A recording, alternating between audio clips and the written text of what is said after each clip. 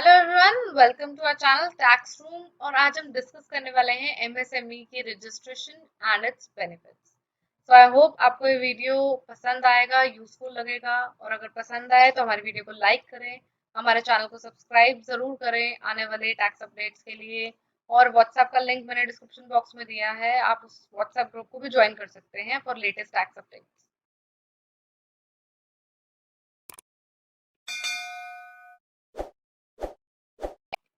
सो अब चलते हैं टॉपिक की तरफ। पहले हम डिस्कस करेंगे एमएसएमईज क्या होती हैं। What are micro, small and medium enterprises, MSME. So MSMEs are classified into two categories. Government ने इनको दो कैटेगरीज में डिवाइड किया है। पहला तो है मैन्युफैक्चरिंग इंटरप्राइज और दूसरा है सर्विस इंटरप्राइज। मैन्युफैक्चरिंग इंटरप्राइज वो इंटरप्राइज होते हैं that are engaged in the manufacture और production of goods pertaining to any industry defined in terms of investment in plant and machinery। मतलब कि वो इंटरप्राइज जो कि मैन्युफैक्चर या प्रोडक्शन कर रहे हैं गुड्स की, और इसके लिए कुछ लिमिट है investment in plant and machinery की, जो कि आगे हम इस वीडियो में डिस्कस करेंगे। और जो सर्विस इंटरप्राइज है वो वाले इंटरप्राइजेस हैं that are engaged in providing और rendering of services and are defined in terms of investment in equipment. तो वो इंटरप्राइजेस जो सर्विसेज रेंडर कर रहे हैं उसको हम सर्विस इंटरप्राइज बोलेंगे। और इनके लिए भी इक्विपमेंट में जो इन्वेस्टमेंट है उसके लिए कुछ लिमिट्स हैं, जो कि हम आगे इस वीडियो में डिस्कस करेंगे। लिमिट्स क्या है इन्वेस्टमेंट की और टर्नओवर की? ये तो है एग्जिस्टिंग जो ऑलरेडी चल रही थी, और ये है रिवाइज्ड। अब 13 मई 2020 को प्रेस रिलीज में गवर्नमेंट ने इन लिमिट्स को रिवाइज कर दिया। देखते हैं रिवाइज लिमिट्स क्या हैं।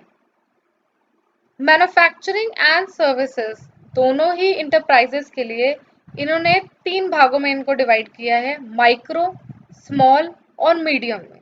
जो माइक्रो इंटरप्राइजेस हैं उनके केस में इन्वेस्टमेंट जो है वो 1 करोड़ से कम होनी चाहिए। एंड बीच में एंड है, एंड जो टर्नओवर है वो 5 करोड़ से कम होना चाहिए। मतलब कि जो माइक्रो इंटरप्राइजेस हैं उनकी रजिस्ट्रेशन के लिए इन्वेस्टमेंट 1 करोड़ से कम होनी चाहिए और टर्नओवर 5 करोड़ से कम होना चाहिए। इन्वेस्टमेंट है investment in plant and machinery, और उसकी वैल्यू कैसे कैलकुलेट होगी ये हम आगे डिस्कस करेंगे। अब हम बात करें स्मॉल इंटरप्राइजेस की, तो उसके केस में इन्वेस्टमेंट 10 करोड़ से कम होनी चाहिए एंड टर्नओवर जो है वो 50 करोड़ से कम होनी चाहिए। और मीडियम की बात करें तो इन्वेस्टमेंट 20 करोड़ से कम होनी चाहिए और टर्नओवर 100 करोड़ से कम होनी चाहिए। तो ये तो है रिवाइज्ड लिमिट्स जो गवर्नमेंट ने इशू करी 13 मई 2020 को। अब हम देखेंगे आगे कि इन इन्वेस्टमेंट की वैल्यू कैसे कैलकुलेट होती है। उसको डिस्कस करने से पहले रजिस्ट्रेशन ऑफ एमएसएमईज के बारे में हम देखेंगे। तो रजिस्ट्रेशन ऑफ एमएसएमई जो है वो वॉलंटरी प्रोसेस है। आप अपनी मर्जी से एमएसएमई की रजिस्ट्रेशन ले सकते हैं। ये उनके लिए है जो बिजनेस स्टार्ट करना चाहते हैं, micro, small and medium industries का। उनको एमएसएमई और उद्योग आधार लेना पड़ेगा। तो इसके लिए वेबसाइट है एमएसएमई की, वहाँ पे आप रजिस्ट्रेशन करा सकते हैं एमएसएमई के अंडर। और इस रजिस्ट्रेशन को लेने के बाद आपको रिलैक्सेशंस जो गवर्नमेंट की हैं, बेनिफिट्स जो गवर्नमेंट देती है और सब्सिडीज देती है, उसके लिए आप एलिजिबल हो जाते हैं। तो अब हम डिस्कस करेंगे investment in plant and machinery को कैसे कैलकुलेट करते हैं। पीछे हमने देखी थी इन्वेस्टमेंट की वैल्यू 1 करोड़ से कम होनी चाहिए माइक्रो के केस में, स्मॉल में 10 करोड़ से कम होनी चाहिए और मीडियम में 20 करोड़ से कम होनी चाहिए। पर इस इन्वेस्टमेंट की वैल्यू कैसे कैलकुलेट करेंगे उसको हम देखते हैं अब। While calculating the investment in plant and machinery, original price thereof shall be taken into account irrespective of whether plant and machinery are new or second hand। आपकी प्लांट एंड मशीनरी चाहे नई हो चाहे पुरानी हो, सेकंड हैंड हो, उसका original price देखा जाएगा। मतलब कि उसका परचेज वैल्यू देखा जाएगा, ना कि उसका बुक वैल्यू। बुक वैल्यू क्या होता है? Purchase value minus depreciation. हमें उससे मतलब नहीं है, हमें परचेज वैल्यू से मतलब है। जैसे कि परचेज वैल्यू 20 लाख है, बट बुक वैल्यू उसका 10 लाख है, 20 लाख माइनस डेप्रिसिएशन करके आ रहा है। पर हम इस एमएसएमई के रजिस्ट्रेशन के लिए जो इन्वेस्टमेंट में वैल्यू है वो 20 लाख काउंट होगी, जो उसकी परचेज वैल्यू थी, ओरिजिनल वैल्यू थी, ना कि 10 लाख जो उसकी बुक वैल्यू थी। अब इस परचेज वैल्यू को हम कैसे माने कि ये इसकी परचेज वैल्यू है? उसके लिए गवर्नमेंट ने कहा कि following documents could be relied upon. ये 3 डॉक्यूमेंट के थ्रू उसकी वैल्यू हम मान सकते हैं। पहला है copy of invoice of the purchase value of plant and machinery. जब प्लांट एंड मशीनरी खरीदते हैं तो उसका इनवॉइस मिलता है, तो या तो उसमें से उसकी परचेज वैल्यू को असर्टेन कर सकते हैं, या फिर दूसरा ऑप्शन है gross block for investment in plant and machinery as shown as audited accounts. जब अकाउंट्स ऑडिट करते हैं तो उसमें जो ग्रॉस ब्लॉक फॉर इन्वेस्टमेंट होती है, जो सबसे पहले वाली वैल्यू होती है ग्रॉस ब्लॉक की, सारे प्लांट एंड मशीनरी को ऐड करके जो हमारे पास ग्रॉस वैल्यू आती है, उस वैल्यू को कंसीडर कर सकते हैं। या certificate issued by a chartered accountant regarding purchase value of plant and machinery, या सीए का सर्टिफिकेट जिसमें purchase price of plant and machinery certified हो, वो भी कंसीडर कर सकते हैं। तो ये थे 3 डॉक्यूमेंट्स जिसके थ्रू असर्टेन हो सकता है purchase value of plant and machinery for registration under MSME. आगे चलते हैं, अब हम देखेंगे डॉक्यूमेंट्स क्या रिक्वायर्ड है फॉर रजिस्ट्रेशन ऑफ एमएसएमई। तो आपको क्या क्या डॉक्यूमेंट्स चाहिए? एक तो चाहिए होगा आपको आधार कार्ड, पैन कार्ड, फिर एड्रेस प्रूफ। एड्रेस प्रूफ में अगर आपका प्रीमाइस जिसमें आप रह रहे हैं वो सेल्फ ओन्ड है, अगर आपका अपना मकान है तो अलॉटमेंट लेटर, पोजेशन लेटर, या लीज डीड, या प्रॉपर्टी टैक्स की रिसीट आपको जमा करानी पड़ेगी। या अगर आपका प्रीमाइस रेंटेड है तो उसकी रेंट रिसीट, और उसके साथ साथ नो ऑब्जेक्शन सर्टिफिकेट आपको चाहिए होगा रजिस्ट्रेशन के लिए। अगर बिजनेस आपका पार्टनरशिप फर्म है तो पार्टनरशिप डीड चाहिए।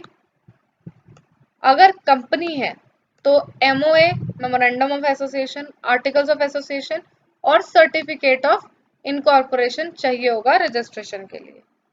फिर कॉपी ऑफ लाइसेंस, अगर आपने कोई लाइसेंस ऑब्टेन करा हुआ है तो कॉपी उसकी लाइसेंस की चाहिए होगी। डिटेल्स ऑफ बिजनेस एक्टिविटी, क्या क्या एक्टिविटीज हैं बिजनेस की, उनकी डिटेल्स चाहिए होगी। National industry classification code NIC वो चाहिए होगा। Details of investment in plant and machinery, जो आपने प्लांट एंड मशीनरी में इन्वेस्टमेंट कर रखी है उसकी क्या डिटेल्स है वो चाहिए होगा। और बैंक अकाउंट की डिटेल्स चाहिए होंगी। तो ये तो थे डॉक्यूमेंट्स जो चाहिए होंगे आपको रजिस्ट्रेशन के लिए अंडर एमएसएमई। अब हम बात करेंगे बेनिफिट्स क्या क्या हैं रजिस्ट्रेशन अंडर एमएसएमई के। तो क्या लाभ हैं, क्या बेनिफिट्स हैं एमएसएमई में रजिस्ट्रेशन कराने के लिए, वो हम देखते हैं अब। पहला बेनिफिट है कोलेटरल फ्री बैंक लोन। मतलब कि जो बैंक लोन आप लेंगे एमएसएमई के अंडर वो कोलेटरल फ्री होगा, यानी कि उसके अगेंस्ट कोई सिक्योरिटी की रिक्वायरमेंट नहीं है। देन अगले बेनिफिट के बारे में बात करें तो 50% discount on trademark and patent registration. MSME में आप जो प्रोडक्ट प्रोड्यूस कर रहे हैं, अगर उसको आपको ट्रेडमार्क चाहिए या पेटेंट चाहिए तो उसकी जितनी गवर्नमेंट फीस लगती है उस उसमें आपको 50% का डिस्काउंट मिल जाएगा अगर आप एमएसएमई के अंडर रजिस्टर्ड है।